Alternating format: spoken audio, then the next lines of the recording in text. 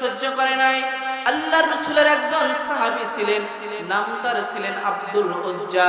এই আব্দুল উজ্জা যখন এই কোরআনুল কারীম মানবে, তার উপর কি রকম নির্যাতন এসেছিল তার কিছু কথা আমি আপনাদের কাছে বলতে চাই।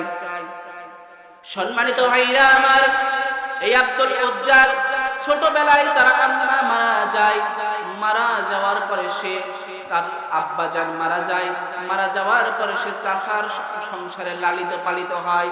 চাচার সঙ্গে তার মায়ের বিবাহ হওয়ার কারণে চাচার সংসারে লালিত পালিত হয়। এমন একদিন চলে আসলো, সেই দিন সে খাবার খেতে বসেছে চাচার সঙ্গে। যখন বসেছে খাবারগুলো লাড়াচাড়া করে, খাবারগুলো মুখে দেয় না। খাবারগুলো যখন মুখে দেয় না, বারবার খাবারগুলো নাড়াচাড়া করে আর চাচার মুখের দিকে বারবার তাকায়। চাচা ডাক দিয়ে বলেন, আব্দুল উজ্জা, তুমি কিছু বলবে নাকি বারবার আমার মুখের দিকে তাকাও, কারণটা কি? আব্দুল উজ্জা ডাক দিয়ে বলেন, চাচা জান, হ্যাঁ আপনাকে কিছু কথা বলতে চাই। কি কথা বলবে আব্দুল উজ্জা? তাড়াতাড়ি বলে ফেলাও, তাড়াতাড়ি তুমি কথাগুলো আমাকে বলে ফেলো। আব্দুল উজ্জা সঙ্গে সঙ্গে ডাক দিয়ে বলেন, চাচা জান, আপনার কাছে কি কথা বলবো, কথাটা তাহলে শুনেন। আব্দুল্লাহর বেটা মুহাম্মদুর রাসূলুল্লাহ সাল্লাল্লাহু আলাইহি ওয়াসাল্লামকে তো আপনি চেনেন? চাচা বলেন, হ্যাঁ তাকে আমি চিনি। কি হয়েছে ভাতিজা, তাকে তো আমি চিনি। আব্দুল উজ্জা ডাক দিয়ে বলেন, চাচা জান, ও আমার চাচা, এই আব্দুল্লাহর বেটা মুহাম্মদুর রাসূলুল্লাহ মানুষটা আপনি তাকে কেমন জানেন? বলেন, সে মানুষটা বড় ভালো, কারণ সে হক কথা বলে, সত্য কথা বলে। ও আমার চাচা জান, এখানে আমার কোনো প্রশ্ন নয়। আমার প্রশ্ন যে কথাগুলো সে বলে, কথাগুলো আপনার কাছে কেমন লাগে? কথাগুলো ভালো লাগে, তার কথাগুলো আমার কাছে ভালো লাগে। ও চাচা জান, সে যে কাজ কর্মগুলো করে সেগুলো আপনার কাছে কেমন লাগে?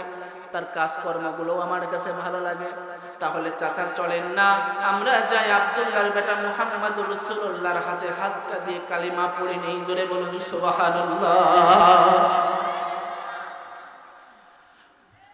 প্রিয় ভাইজানেরা আমার, যখন এই কথা বললেন, বলার সঙ্গে সঙ্গে আব্দুল উজ্জার চাচা ডাক দিয়ে বলেন, আব্দুল উজ্জার কখনোই এ কাজ সম্ভব নয়।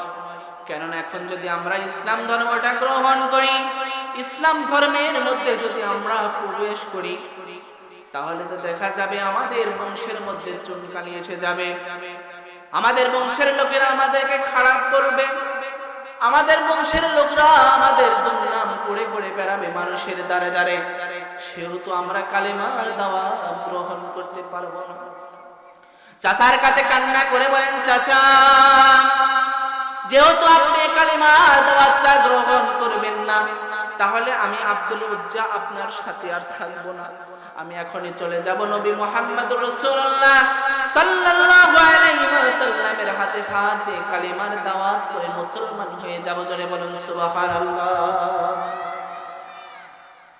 সঙ্গে সঙ্গে আল্লাহর রাসূল সাল্লাল্লাহু আলাইহি ওয়াসাল্লামের কাছে আব্দুল উজ্জা যখন চলে যাবে, এমন সময় তার চাচা ডাক দিয়ে বলেন, আব্দুল উজ্জা, ও আব্দুল উজ্জা, শুনে রেখে দাও, তুমি যদি কালিমা গ্রহণ করো, আব্দুল্লাহর বেটা মুহাম্মদুর রাসূলুল্লাহর দলে চলে যাও, তাহলে তোমাকে যত রকম আমার সম্পত্তি আছে সমস্ত সম্পদ থেকে তোমাকে বঞ্চিত করা হবে। শুধু তাই নয় রে আব্দুল উজ্জা, তুমি যে দামি দামি বাহন আরোহণ করে করে জায়গায় জায়গায় ঘুরে বেড়াও, দামি দামি পোশাকগুলো ঘুরে ঘুরে বেড়াও, এই পোশাকগুলো কিন্তু তোমাকে দেওয়া হবে না। আব্দুল উজ্জা বলেন, এগুলো আমি আপনাকে দিয়ে দিলাম। এমন করে আব্দুল উজ্জা, শুনে রেখে দাও, শুধু তাই নয়, যদি তুমি কালেমার দাওয়াতটা গ্রহণ করো, কালেমার দাওয়াত গ্রহণ করলে আমি তোমার চাচা বলে দিয়েছি, আমার ঘরে আর তোমার কোনো খানা বিকেল থেকে হবে না। আব্দুল উজ্জা বলেন, চাচা, সম্পত্তি দিয়ে দিলাম, সমস্ত কিছু দিয়ে দিলাম, প্রয়োজন হয় আপনার কাছে আমি কোনো খাবার খাবো না, গাছের লতা পাতা খেয়ে জীবন যাপন করব। প্রয়োজন হয় গাছের লতা পাতা খেয়ে আমি জীবন যাপন করব। ও চাচা, তবু আমি আব্দুল্লাহর বেটা মুহাম্মদুর রাসূলুল্লাহর হাতে হাত দিয়ে কালিমার দাওয়াত গ্রহণ করব। এমন সময় যখন এই কথা বলে তিনি চলে যাবেন, আব্দুল উজ্জা যখন সামনের দিকে পাটা বাড়িয়ে দিয়েছে, এমন সময় ডাক দিয়ে বলেন চাচা, ডাক দিয়ে বলেন আব্দুল উজ্জা রে, ও আব্দুল উজ্জা শুনে রেখে দাও, জেনে রেখে দাও। কে বলেন চাচা? সঙ্গে সঙ্গে ডাক দিয়ে বলেন আব্দুল উজ্জা রে, এই যে দেখতে পাই তোমার গায়ের মধ্যে একটা জামা, একটা চাদর দেখতে পাই, এটা কিন্তু আমি চাচা আমার টাকায় কিনা, সেহেতু তোমার চাদরটা আমাকে দিয়ে দাও। সঙ্গে সঙ্গে চাদরটা খুলে দিয়ে দিল চাচাকে। আবার যখন চাচাকে দেওয়ার পরে সামনের দিকে চলে যাবে, চাচা আবার পিছন দিক থেকে ডাক দেয়, পিছন দিক থেকে ডাক দিয়ে বলেন ভাতিজা আব্দুল উজ্জা শোনো। কি বলেন চাচা? আপনি কি বলেন বলেন তো দেখি, আপনার কথাটা একটু শুনি। সঙ্গে সঙ্গে ডাক দিয়ে বলেন, ও আব্দুল উজ্জা, তোমার পরনে যে লুঙ্গি দেখতে পাই, এই লুঙ্গিটা কিন্তু তোমার টাকায় কিনা নয়, এটা কিন্তু আমি তোমার চাচা আমার টাকায় লুঙ্গিটা কিনা, সেহেতু লুঙ্গিটা খুলে আমি চাচা আমাকে দিয়ে দাও। আব্দুল উজ্জা দু চোখের পানি ছেড়ে দিলেন। ছেড়ে দেওয়ার পরে কান্না করে আর বলেন চাচা জান, ও আমার চাচা আপনি শুনে রেখে দেন, আমি একটা যুবক মানুষ, আমার পরনের লুঙ্গিটা যদি আপনি খুলে নেন আমি বড় কষ্ট পেয়ে যাব গো চাচা। ও চাচা আমি বড় কষ্ট পেয়ে যাব, আমি বড় লজ্জা পাবো।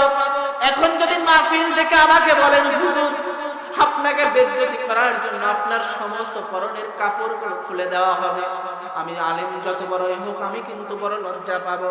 শুধু তাই নয়, এখানে 7 বছরের ছেলেও আছে দেখতে পাই, এই 7 বছরের ছেলে কিংবা 4 বছর 5 বছরের কোন ছেলেকে যদি বলেন এতগুলো মানুষের সামনে মঞ্চে তুমি একটু উলঙ্গ হয়ে দাঁড় হও, তারা কি দাঁড় হবে? কথা বলেন, কি তারা কি দাঁড় হবে? কেউ দাঁড় হতে চাইবে না, কারণ সকলেরই একটা আত্মসম্মান আছে। কথা বলেন ঠিক কিনা?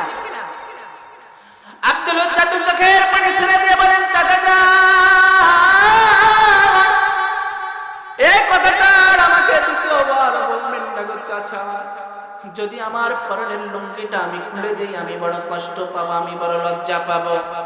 সঙ্গে সঙ্গে তার চাচা ডাক দিয়ে বলেন ভাতিজা, যেহেতু তুমি আমার ধর্মে আর থাকবে না, আমার ধর্ম তুমি আর পালন করবে না, যেহেতু ইসলাম ধর্ম তুমি গ্রহণ করবে, মুহাম্মাদের আল্লাহকে মানবে, মুহাম্মাদকে নবী বলে মেনে নিবে, সেহেতু তুমি আর আমার জিনিস ব্যবহার করতে পারবে না। সঙ্গে সঙ্গে আব্দুল উজ্জা দু চোখের পানি ছেড়ে কান্না করতে করতে পরনের লুঙ্গিটা খুলে চাচাকে দিয়ে দিল। চাচা জান এই নেন, ও চাচা আপনার জিনিস আমি চাই না, তবু আমি ইসলামকে এত পরিমাণ ভালোবেসেছি, ইসলামকে ভালোবাসার কারণে গো চাচা এরকম 1000 বার যদি আমার লুঙ্গি খুলে নেন, সম্পদগুলো নিয়ে নেন, টাকা পয়সা নিয়ে নেন, আপনার পরিবারে যদি আমাকে খেতেও যদি না দেন, না খেয়ে খেয়ে মারা যাও, তবু আমি কোনোদিনও চাচা গো আমি নবী মুহাম্মদুর রাসূলুল্লাহকে ছাড়তে পারবো না। জোরে বলুন সুবহানাল্লাহ। প্রিয় ভাইরা, ইসলাম মানা এত সহজ নয়। শুধু দূর থেকে দেখেছেন আলেমদের উপরে নির্যাতন করেছে, আলেমরা কোনো কথা বলতে পারে নাই। আমি এক শিবিরের ভাইকে প্রশ্ন করলাম, ভাই আপনাকে তো পুলিশ ধরেছিল, রিমান্ডে দিয়েছিল, রিমান্ডে আপনার সাথে কি রকম আচরণ করা হয়েছে? বলে ভাইজান শুনে রেখে দেন, জেনে রেখে দেন, এই পুলিশের দলেরা যখন আমাদেরকে ধরেছে, আমাদেরকে এমন পরিমাণ নির্যাতন করেছে, আমরা নির্যাতন গুলো সহ্য করতে পারি নাই, তাদের পা গুলো আমরা জড়িয়ে জড়িয়ে ধরেছি। এই সুযোগে কত পুলিশ ছিল তারা